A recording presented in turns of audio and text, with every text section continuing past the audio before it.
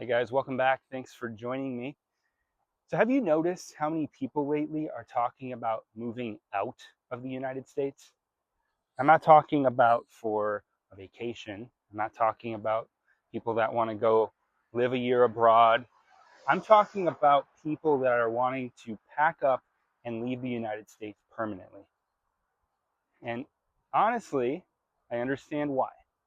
For a lot of Americans, it feels like life has gotten harder over the last several years. Like I talked about in my first video, housing is more expensive. Groceries, we all know, are more expensive. Insurance, definitely more expensive. Healthcare, you guessed it, more expensive, right? And if you're approaching retirement, you may be looking at your savings account or your investments and wondering whether it's actually going to be enough. Problem with being 6'2" and people don't cut their trees, right? But that's why more people than ever are exploring the idea of living overseas. And I think for years, it felt like living abroad was only something that wealthy people could do. It was the dream of retirees with big investment accounts or people who could work from the beach somewhere. And now here we are in 2026, and that's changing. Now you've got middle-class Americans who are looking at places like Portugal, Mexico, Spain, Greece, and they're asking themselves a very simple question, and that is, could I have a better life there than I can here? With here obviously meaning the United States. So today I want to talk through 10 of the most popular countries Americans are considering and talk about what makes each one attractive.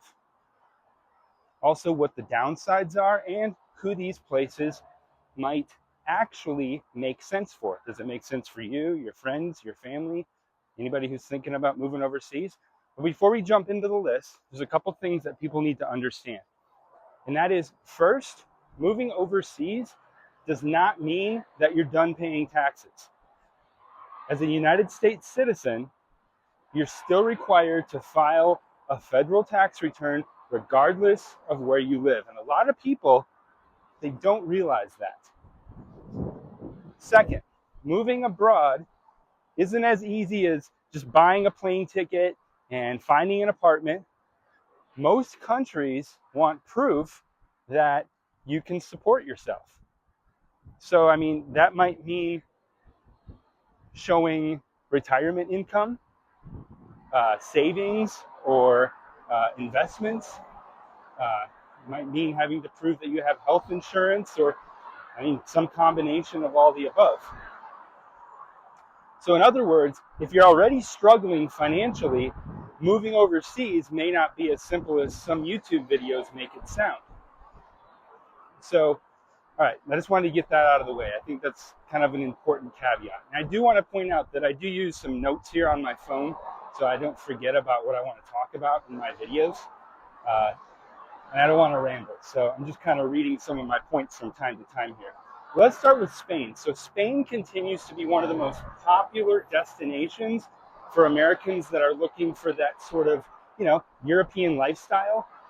So people are drawn to the culture, the food, the healthcare system, and really just the overall pace of life within Spain. Spain also ranks very highly for retirees and remote workers. So there's a catch though with Spain. It's not exactly cheap. So depending on where you live, a single person might spend anywhere from $2,000 to $3,000 a month. And still, many people feel that the quality of life more than makes up for it with higher costs. So there's your first option, right? Spain. Next option for a lot of people is Portugal, right over by Spain, right? So if you've spent any time researching retirement overseas, you've probably heard people talking about Portugal. And there is a reason for that. Portugal's consistently ranked as one of the safest countries in the world. It's affordable compared to a lot of the Western Hemisphere, but also Western Europe. And it also has a large English-speaking expat community, which, the language thing is obviously important to people, especially if they don't speak the native language of the place that they're moving to. Portugal is also becoming one of the go-to destinations, not just for American retirees, but for folks from other countries as well. Many people can live there comfortably on significantly less than they would spend in the United States. Another huge benefit for Portugal is the weather. The weather is amazing there. The food is excellent. And for many people, Portugal kind of hits that sweet spot between affordability and quality of life.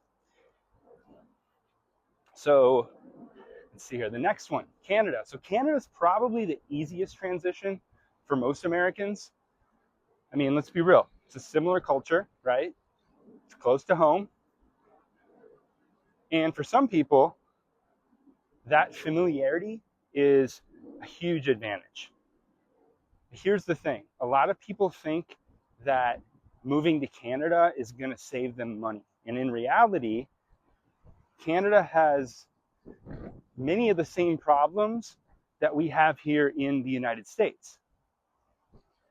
Housing costs in some Canadian cities are actually worse than here in the US. So if your primary goal is lowering your expenses, Canada might not be your answer. Next on the list is St. Kitts and Nevis. So this is one of those that kind of flies under the radar for most people. It's located in the Caribbean. So St. Kitts and Nevis primarily appeals to people that are looking for tax advantages and also second citizenship opportunities. It's beautiful, it's warm, and I mean, it's relatively affordable. The downside is that you're giving up the infrastructure and some of the conveniences that you might be used to living in North America, or if you decide to go to Europe. Next on the list is Malta. Malta is one of those places that many Americans have never seriously considered. It's a small island nation in the Mediterranean, and one of its biggest advantages is that English is widely spoken. So, I mean, that removes one of the biggest obstacles many people face when considering a move overseas.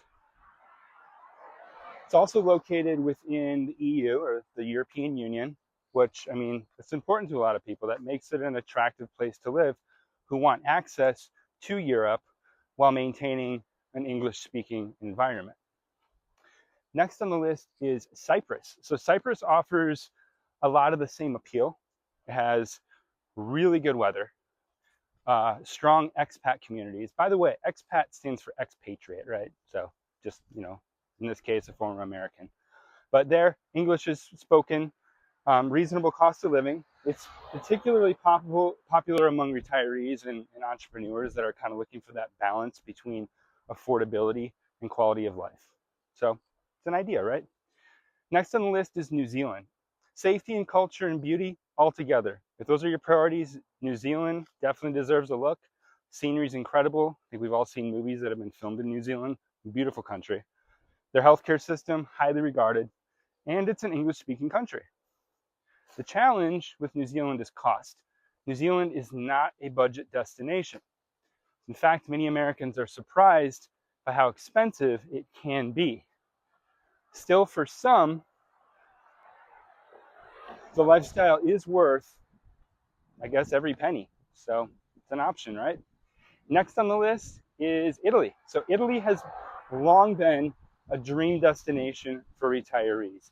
They've got amazing food, rich history, beautiful landscapes, slower pace of life.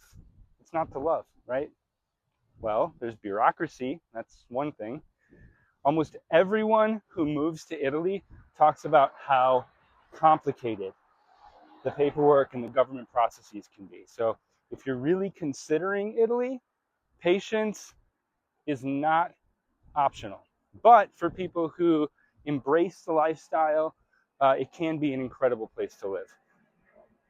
Next on the list is Greece. Greece is becoming increasingly popular for one simple reason: value. Value, that's it, right? You get beautiful scenery, you get great food, a Mediterranean lifestyle, and you get significantly lower living costs than many other European countries.